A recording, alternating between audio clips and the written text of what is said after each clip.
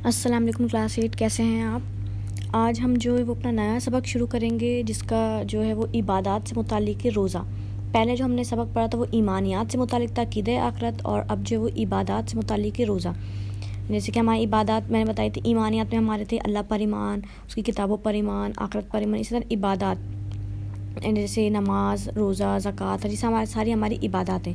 تو اس میں سے جو ہے وہ ہم کس کے بارے میں پڑھیں گے اس سبق میں؟ روزے کے بارے میں، روزے کی فضیلت، اس کی جو ہے وہ معاشرتی اثرات کیا ہوتے ہیں، ان کے بارے میں پڑھیں گے۔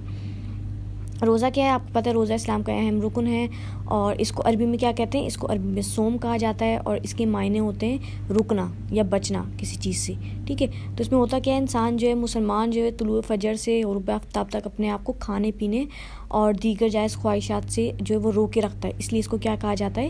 روزہ کہا جاتا ہے۔ یہ روزے کی کیا ہے؟ ڈیفینیشن ہے، تعریف ہے۔ روزے کی فضیلت آپ لوگ پڑھتے ہوئے روزے کے بارے میں آپ کو بہت پتہ ہوگا۔ روزے کی بہت زیادہ فضیلت ہے۔ آپ وسلم نے فرمایا کہ جب رمضان آتا ہے تو جنت کے دروازے کھول دیے جاتے ہیں اور جہنم کے دروازے بند کر دیے جاتے ہیں اور شیطان کو جکڑ دیا جاتا ہے۔ تو یہ کیا اس کی فضیلت ہے کہ اس وقت جو ہے لوگوں پہ سے جو عذاب ہو رہا ہوتا ہے وہ تک ہٹا لیا جاتا ہے، جہنم کے دروازے بند کر دیے جاتے ہیں، شیطانوں کو جکڑ لیا جاتا ہے۔ اور روزے کی ایک فضیلت یہ بھی ہے کہ اللہ تعالیٰ جو ہے وہ روزے دار کو بے حساب جو اجر و ثواب دیتے ہیں۔ اجر و ثواب کے معاملے میں روزے دار کے لیے بہت زیادہ اجر و ثواب ہے۔ اس کا آپ اندازہ اس حدیث سے لگائیں۔ یہاں پر حدیث قدسی لکھا ہوا ہے، اللہ تعالیٰ نے فرمایا، ابن آدم جو نیک عمل کرتا ہے اس کا اجر میرے یہاں پر 10 گنا سے 700 گنا تک ہو جاتا ہے۔ یعنی کہ آپ اس کو اس طرح سمجھیں کہ کوئی بھی شخص جو نیکی کرتا ہے نا، تو اللہ تعالیٰ نے اس کو اس کے اجر کے لیے نا 10 سے 700 گنا تک اجر دیا ہوا ہے۔ اس کی خلوص کے اوپر ہے، اس نے بہت اچھے خلوص سے کیا ہوگا تو اس کو 700 گنا اجر بھی ملے گا ایک نیکی پر، اور اگر اس نے تھوڑے کم خلوص کے ساتھ یا کچھ اس میں تو اس کو 20 گنا 30 گنا، مطلب اللہ تعالیٰ کے اوپر ہے کہ وہ اللہ تعالیٰ 10 سے لے کر بڑھا سکتے ہیں جو ہے وہ ثواب کو، کتنا 700 گنا تک جو وہ آپ کے ثواب کو بڑھا سکتے ہیں ایک نیکی پر۔ اب یہاں لکھا ہوا ہے سوائے روزے کے، بھائی روزے کے علاوہ آپ نے بتا دیا کہ میں اتنا جو ہے وہ ثواب کو اڑا دوں گا، کیونکہ وہ میرے لیے، لہٰذا اس کا اجر بھی میں ہی دوں گا۔ اب اللہ تعالیٰ کہہ رہے ہیں کہ روزہ میرے لیے ہوتا ہے، اس کا اللہ تعالیٰ نے ثواب نہیں بتایا کہ کتنا بڑھائیں گے، کتنا زیادہ اس کا ثواب ہے، بس یہ کہا ہے کہ روزہ میرے لیے اور میں ہی اس کا اجر دوں گا، یعنی کہ بتایا ہی نہیں کہ یعنی کہ بہت زیادہ اس کا اجر ہوگا، کہ اللہ تعالیٰ نے بتایا ہی نہیں کہ اس کا اجر کتنا زیادہ ہے۔ یہ بھی روزے کی فضیلت ہے۔ اس کے بعد جو ہے آگے دیکھیں، آگے یہاں اور فضیلت لکھی ہوئی ہے کہ کسی روزے دار کو جو افطاری کروانا بہت زیادہ اجر و ثواب کا کام ہے۔ جو شخص کسی روزے دار کو افطاری کرواتا ہے اس کو روزہ رکھنے کے برابر ہی ثواب ملتا ہے، جبکہ روزے دار کے اپنے ثواب میں بھی کوئی کمی نہیں کی جاتی، بالکل دونوں کو برابر ثواب ملتا ہے۔ پھر اس کے بعد روزے کی دیگر عبادات جیسے نماز، حج، زکوٰۃ، جہاد وغیرہ سے امتیازی خصوصیت یہ ہے، اس روزے کو نماز وغیرہ سے اور حج، زکوٰۃ ان سے بھی زیادہ جو ہے وہ خصوصیت، زیادہ جو ہے وہ رتبہ کیوں دیا گیا ہے؟ اس لیے دیا گیا ہے کیونکہ اس سے اللہ تعالیٰ کے علاوہ کوئی نہیں جانتا۔ اچھا، آپ نے دیکھا ہوگا جب بندہ جو ہے وہ نماز پڑھتا ہے تو دکھ رہا ہوتا ہے نا کہ وہ نماز پڑھ رہا ہے، ٹھیک ہے؟ اس طرح حج کرتا ہے تو سامنے والے بندے کو بھی دیکھ کر کہ وہ بندہ حج کر رہا ہے، عبادت کر رہے ہیں۔ باقی ساری عبادات جو وہ نظر آتی ہیں، ایک جو روزہ ہے نا وہ نظر نہیں آتا، یہ بندہ اور اس کے رب کے علم میں ہی ہوتا ہے۔ جب تک بندہ خود اپنی زبان سے نہ بتائے کہ میں روزے سے ہوں، ٹھیک ہے، اس وقت تک کیا ہے، صرف اور صرف اللہ تعالیٰ جانتا ہے کہ یہ بندہ کیا ہے، روزے سے ہے یا نہیں۔ تو لہٰذا روزہ دار خالصتاً اللہ کی رضا کے لیے روزے کا اہتمام کرتا ہے، تو اس لیے اس کو بھی جو ہے وہ زیادہ فضیلت حاصل ہے۔ اس کے علاوہ یہ روزہ جو ہے وہ بخشش کا ہمارے لیے ذریعہ بنتا ہے۔ حدیث ہے کہ آپ صلی اللہ علیہ وسلم نے فرمایا، جس نے رمضان کے روزے رکھے اور راتوں کو قیام کیا اور احتساب یعنی کہ اپنا حساب کتاب کیا ثواب کی نیت سے، تو اس کے سابقہ تمام گناہ معاف کر دیے جاتے ہیں، پچھلے تمام گناہ معاف کر دیے جاتے ہیں، اگر وہ خوشی اور خوشی کے ساتھ جو ہے وہ روزہ رکھے اور اس کے آداب کا خیال کرے۔ پھر یہاں لکھا ہوا روزے دار کے لیے 2 خوشیاں ہیں، یہ آپ لوگ حدیث پڑھتے ہوئے بھی آ رہے ہیں کہ روزے دار کے لیے کون سی 2 خوشیاں ہیں۔ ایک افطار کے وقت کیونکہ وہ پورا دن بھوکا ہوتا ہے اور سامنے اب جب افطار کرنے لگتا ہے اس کے سامنے اللہ کی نعمتیں ہوتی ہیں، کھانا پینا ہوتا ہے، تو دل جو بہت زیادہ وہ کیا ہوتا ہے، خوشی محسوس کرتا ہے۔ تو افطار کے وقت کی خوشی ہے۔ دوسری اللہ سے ملاقات کے وقت کی خوشی، اللہ سے ملاقات کے وقت کی خوشی کیا ہوگی؟ کیونکہ جب اس کو اس کا اجر دیا جائے گا نا اتنا زیادہ جو اللہ تعالیٰ نے بتایا بھی نہیں ہے، تو اتنا زیادہ خوش ہو جائے گا کہ اتنا زیادہ اجر ملے گا اس کو روزے کا۔ اسی طرح ایک اور حدیث میں کہ روزے دار کی منہ کی بو اللہ کے یہاں مشک کی خوشبو سے زیادہ پسندیدہ ہے۔ مشک کی خوشبو سمجھ لیں جو کہ بہت زیادہ قیمتی ہوتی ہے، اس سے بھی زیادہ اللہ تعالیٰ کو جو ہے وہ روزے دار کی منہ کی جو بو ہوتی ہے وہ زیادہ پسند ہے۔ پھر اس کے بعد یہاں روزے کی فضیلت بیان ہونے کے بعد روزے کے کچھ معاشرتی جو ہے اثرات بیان ہوئے.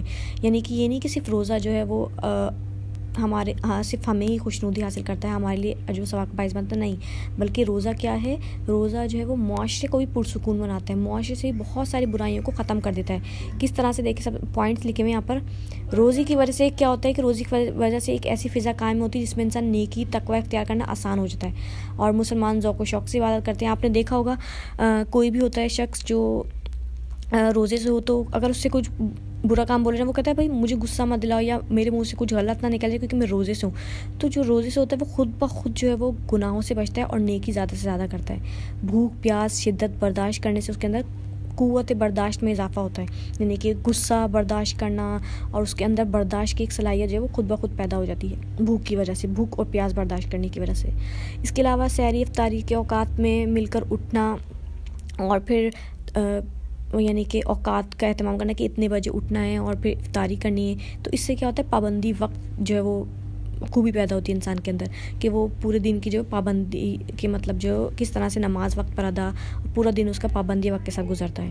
روزہ انسان کو معاشرتی برائیاں, جھوٹ غیبت سود غلط خواہشات ان سے کیا کیا بچنے کی ترغیب دیتا ہے. میں نے بتایا روزے سے انسان ہوتا ہے تو وہ خود بخود برائیوں سے بچتا ہے.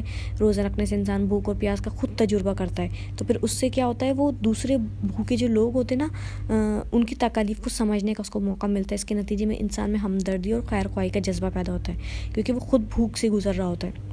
تو اسے دوسرے جو غریب لوگ ہیں, جو مسکین لوگ ہیں, ان کا خیال آتا ہے. تمام مسلمانوں کا ایک وقت اٹھنا, سحری افطاری میں شرکت کرنا, یہ سب کیا ہے اتحاد اور اتفاق کی علامت پیدا کرتے ہیں, یعنی کہ سب میں اتفاق ہے, اتحاد ہے. روزے سے انسانی صحت پر اچھے اثرات مرتب ہوتے ہیں. معدے کو بہتر کام کرنے کے لیے کچھ اوقات خالی رہنا فائدہ مند ہوتا ہے. یہ تو سائنس بھی تحقیق کری ہے کہ کچھ وقت جو ہے مسلمانوں کو بھوکا رہنا چاہیے, اس سے جو ہے وہ صحت پر اچھے اثرات مرتب ہوتے ہیں. مسلمان سال میں جو ہے وہ 30 دن اس کی مشق کرتے ہیں جس سے صحت مند معاشرہ جو ہے وہ پروان چڑھتا ہے. اس سے مسلمان جو ہے وہ صحت والی زندگی گزارتے ہیں. تو یہ روزے کی کچھ فضیلت وغیرہ بیان ہوئی ہے, آئیے جانیے دیکھ لیتے ہیں ہم.